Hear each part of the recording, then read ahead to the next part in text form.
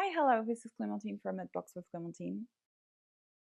And today I wanted to do a book tag. This is the Get to Know the Fantasy Reader book tag, which I believe was created by A Little Bit Mads.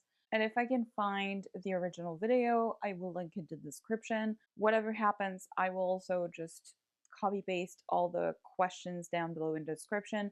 So if you ever want to do this tag, consider yourself tagged and you can do it. Without further ado, let's go. I actually copied this book tag a while ago. Whenever I see a book tag I'm interested in, I just copy paste in a note, and I haven't looked at it for a while. So I don't remember the questions. This will be a just go with the flow and answer whatever comes to mind. So question number 1, what is your fantasy origin story? How you came to read your first fantasy novel? I can mention actually the first fantasy kind of novel that shaped the reader that I am for fantasy and my love of fantasy. And I think I will mention The Little Prince by Antoine de Saint-Exupéry, or in French, Le Petit Prince. This is a story that I remember my mom reading to me before I even could read. I remember just loving the story fairy tale feeling of it when I was a kid. But after that, when I started to reread it as I got older, I saw all the important philosophical questioning elements to the story, and that's why I love reading it again and again. So I will say that for this story, what shaped what I read in fantasy is that I do like to have fantasy books that make you think, like Blood Over Bright Haven by Emil Wong or Babel by R.F. Kuang, that they have an inherent question underneath everything. And the second work of fantasy I can mention is I actually have some of the books here. Where are they? So this is Artemis Fowl. This is the second book because I don't have the first book here. I have it in storage. Artemis Fowl, I remember loving it as a kid, preteen, when I discovered the story, because so many other books, especially for kids, portray a main character that is very good. Or even if they're not good per se, they're just ordinary kids and everything's coming to them and they're instantly good at everything, or they just have a series of circumstances that happen to them that make things happen for them. In this book, however, Artemis Fowl is a genius. He is very intelligent, and you can see throughout the series all the things that he actually does against adult people. So I loved the idea that as a kid I could do so many things. And the second part is that this main character, Artemis Fowl, at the beginning of the story is a villain. He is really, really bad. He does have some circumstances that make what he's doing not okay, but you can understand the problems that he has. However, the fact that he still just wants to steal from the Fae people just because his fortune's family is gone for him, which is by no means true. It's just that they're not billionaires, they're actually millionaires now, and he just wants to steal a bunch of money so that they can recover whatever money they had before.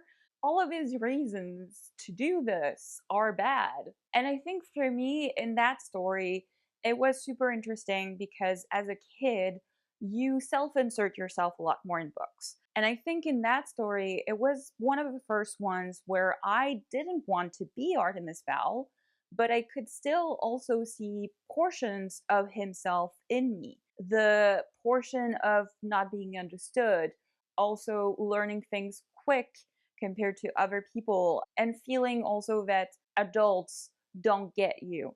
So I think in that book and that fantasy series and what shaped what I am as a reader is that, one, the world itself, the way it weaved the fairy tale stories and the old school myths from, the Fae people that you have heard, and the modern world that we're in. This idea of a secret magical world in our own world was also something that, of course, as a kid was super interesting to me. And the third thing was also to read from perspectives that we're not self inserting the character in ourselves, but we're still enjoying the story. So I think that's what got me to read from more perspectives, wanting to discover more and more, also discover more fantasy worlds that are more intricate that I'd never seen before, things like that. But I don't want this tag to be an hour long, so let's get to the second question, shall we? Number two, if you could be the hero slash heroine in a fantasy novel, who would be the author and what's one trope you'd insist be in that story? That's going to be an easy one.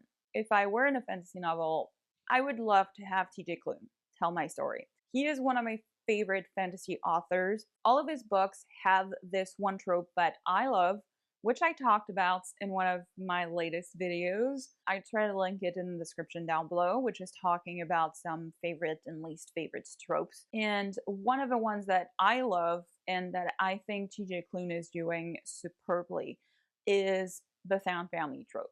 So I would definitely want TJ Klune to add a found family trope in one of my fantasy novels. As an asexual person, I don't really care if somebody writes a fantasy novel and writes me in there and I don't have a romance. But I would feel really sad if I didn't have a very good friend group that felt like family. So I only trust TJ Klune to do that. Definitely. So yes, that's going to be my short and sweet answer for that. So let's go. Number three. What is a fantasy you've read this year that you want more people to read? Oh, okay. Is it bad that I have to? Okay, that's okay. I don't care. My rules, right? The first one I'll mention, I think this one is a little bit more known than the second one I'll mention, but The Raven Scholar by Antanya Hodgson. I would say that this one is an epic fantasy with a murder mystery plot, and sprinkled in, there's a little bit of romance, but honestly, the romance was not what intrigued me, and it's really the epicness of the fantasy and the intricate plotting. Oh my god, the plotting. So many turns in this book I was not expecting. I was actually buddy reading this with a friend, and we would read 50 to 70 pages and then read every single day. And we would tell ourselves theories about where this book would go. But after a while, we were always telling ourselves, yeah, but I don't think it's going to go that way. And it never went the way we were expecting in this book. It's definitely a book that you have to give it some time because, especially in the beginning, because we followed this one person and now we're following another one. It's like we're following them on their day-to-day tasks and we don't really know exactly where it's going. And then we have this murder mystery happening. And then we're like, oh, I think I know what's happening. And then we have some other little turns and we're like, really? Is it really what we thought was happening? So I really loved my time with this one and I cannot wait for the second book to come out. This is an indie book, Along the Razor's Edge by Rob J. Hayes, and I do believe a lot more people should read this book. This is definitely a gritty, dark fantasy, and in this first book, we're just following Eska, who's in the mines, imprisoned, and she's essentially trying to survive. The interesting part in this story is that we're seeing everything from the point of view of Eska, who's retelling her story after years probably have passed. So we know she survived, but all the things in between, we are just starting the story. I loved having this POV and all the little quips and little snippets that she would give us of what would happen maybe in the future. That gave me pause and was like, what do you mean? But what do you mean is gonna happen? What? Huh? And so I think a lot of this is gonna surprise me. I cannot wait to continue the series. This is a completed series of 5 books, so I will continue sooner rather than later. Number 4, what is your favorite fantasy subgenre and what subgenre have you not read much from? So my favorite fantasy subgenre is definitely fantasy romance. Obviously now we call it romantasy, but I do think some books I would qualify as fantasy with a side of romance. The Raven Scholar has a little bit of that. I would definitely also say that Heaven Official's Blessing This Damne series is fantasy forward and has a side of romance, especially since it is 8 volumes. The first ones are not going to focus on the romance, and even maybe in the later ones, the plot is really the one that carries everything, and you have this side romance there. Whereas if you take, I don't know, Quicksilver, The Wind Weaver, Fourth Wing, those series really have 50-50 importance on fantasy and romance, so I would call them really romantasy. Although, we can also say it's fantasy with a subgenre of romance. Anyway, whatever you want to call it. Yes, this is the one I read the most, obviously. And the one I have not read much from, or even none, I would say, is definitely fantasy horror. I'm a chicken and I don't read horror, so fantasy horror for me would probably be the best avenue to try and explore horror, but I would be way too scared of being scared. I don't like being scared. So, yeah, that's maybe one day I will read some. Number 5, who is one of your Otobai fantasy authors? TJ Klune definitely is. Also, Sebastian de Castel. Sebastian de Castel definitely is an Otobai fantasy author for me. And both of those authors are my favorite authors. Number 6, how do you typically find fantasy recommendations? Well, I would say that most of my book recommendations come from YouTube and watching other people, because I think for me, long format videos work a lot better for book recommendations, as I get more of the feelings of a person, not even like spoilery details about the book, but more details about the writing style, or if something didn't work for them, just little snippets and little details, and for me to see if those would be details that I would also have issues with, or if I would actually like to have that in books. And I think short form content sometimes doesn't really work that well. I don't really listen to podcasts. I know I should. I know there are a lot of really good podcasts. I just don't find it. Also, I feel for me, since I read a lot of audiobooks, listening to a podcast, I tried before and I would tell myself, oh, but you could also just read a book instead of just listening to a podcast about a book. I don't know why YouTube doesn't feel that way. Probably because I have a video too. I do have things too where I listen mostly to the video and then just do some crochet and watch a little bits of the screen, but not that much. So podcasts are not that much different, but for me and my brain, they are. I do also get some book recommendations from Instagram, but less, I would say. And I think over the years, I've made a lot of friends on social media from YouTube, Instagram, etc. And I also get some book recommendations directly from people now who just tell me, oh, we have similar tastes and I think you would love this one. But that's usually where it goes. Mostly YouTube, some friends recommend me, some Instagram. That's mostly roughly it. Number 7, what is an upcoming fantasy release you're excited for?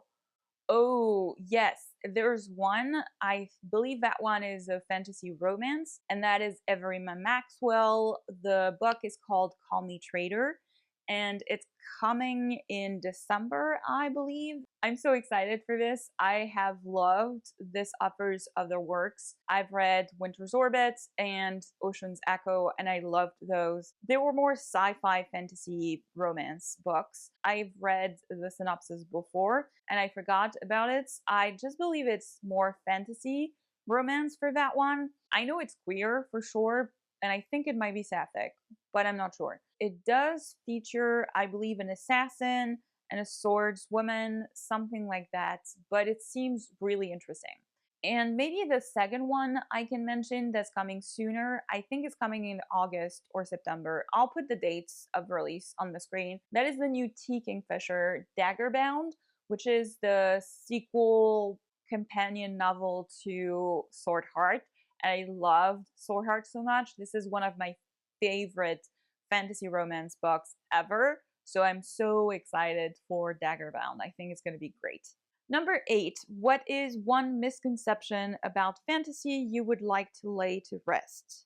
I think the misconception is that it is hard to read, mostly because you have to get into a new world.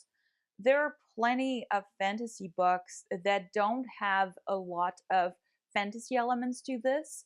And I would say also that there are a lot of historical novels that also are hard to get into because you get into a period you're not used to or a part of the world you don't know anything about. So there's a lot of things you don't know. So I would say, yeah, the misconception is that they're very hard to read because you have to get into this world magic system that you never knew before. And I think also it really depends on the author. If you have a good author writing really well, they're capable of giving you the world in bite-sized pieces and in a way that makes sense and doesn't feel bogged down at all. So, depending on what you are searching for in a book, you could just read a fantasy book with next to no magic if you don't really enjoy magic in a fantasy world. Or if you're worried about following too many characters at once, you can have fantasy books that have only one POV. Or if you're afraid of fantasy books because they're millions of pages long and so many sequels, there are really good fantasy standalone novels. They're not too big that you could read. I think fantasy books span so many different things that you can find a fantasy book that you will enjoy regardless of what you'd like to read. It's just that the people who are afraid of reading fantasy is because they've never read some or they read the ones that are not for them. That's the only thing, I think. Number 9, if someone had never read a fantasy before and asked you to recommend the first 3 books that come to mind as places to start, what would those recommendations be? Definitely for me, something like The House in the Cerulean Sea by TJ Klune is a very good way to start if you've never read fantasy books. Just because this one feels very much like our world, there's just a little sprinkle of magic. It's such a cute story, and I think the fantasy aspects are really, really small enough that you can enjoy that. And also for people who like very cute stories that don't have too much grit to them, I think this one is perfect for that. The second one I will mention is The Blade Itself by Joe Abercrombie. So if you don't like cute stories, if you like nitty gritty historical books about wars, very character driven memoirs about war heroes, for example, I think The Blade Itself by Joe Abercrombie might work a lot for you, just because we are following a set of different people in this fantasy world, yes, but most of them don't have magic, and even those who have magic, you're not super detailed in the magic itself, so you're not bogged down by the details of the magic, and you're more concentrating on the war, the politics, and the people themselves, and just following them on whatever they're doing. So if you're a very character driven reader and wanted to dip your toe into fantasy but just love the politics and the war elements before, just this one could work a lot for you. It is very nitty gritty, so I wanted to put a caveat for that. And the third recommendation that comes to mind, if you wanted to really dip your toe and wanted to really get into a magic system that is really a little bit more intricate and is explained very well, I would say Mistborn by Brandon Sanderson is a very good one, in my opinion, for that. Because if you really wanted to really get into fantasy itself and the magic world building, Brandon Sanderson is amazing at that. And he will really have this hard magic system with all the rules explained to you. And you can really clearly see everything that's happening. I also think his writing style is very easy to read. And he also has a glossary, but not too big, for people who want to really get into a fantasy that has those big elements of glossaries and magic system and everything, but still in a palatable, easy sort of way to read. Also, we follow this one person, Vin, who is just coming to her powers. So you are learning with her about the world, the magic, everything. So it's really easy to follow because of that, as you just learn things as you go.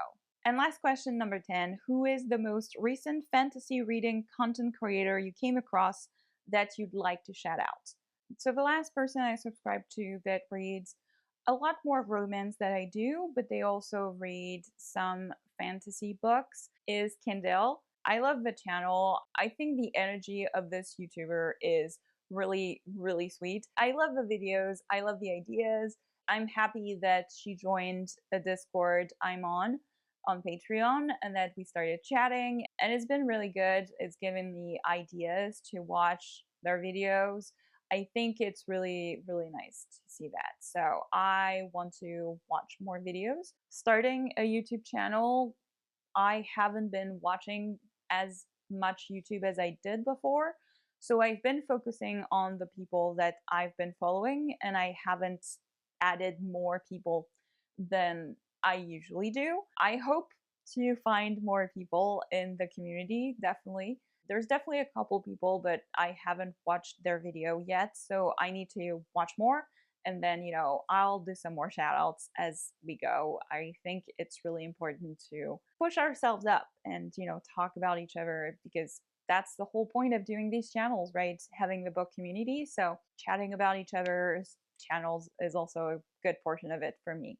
I think that's going to be it. I had a lot of fun doing this book tag. Please let me know actually in the comments down below if you have any channel recommendation for fantasy book readers. Drop in the comments. If you are one of them, just let me know one of your favorite books for fantasy and if we would have similar reading taste or not, and just let me know and say hi.